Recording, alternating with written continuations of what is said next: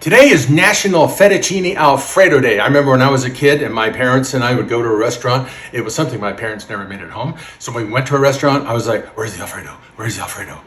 That is the Alfredo I used to get at a restaurant. The American style. I found out years later, that is the Italian style. So today, I'm gonna make both.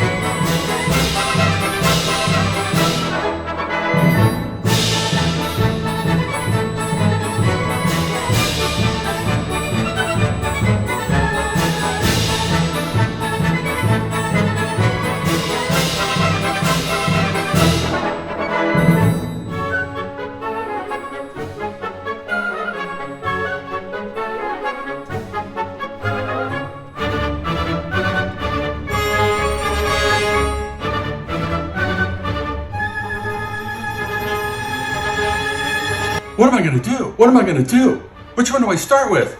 Eeny, meeny, miny, mo. Oh, let's just start with the Italian one because that's the one we made first. Pasta al burro, or fettuccine al burro.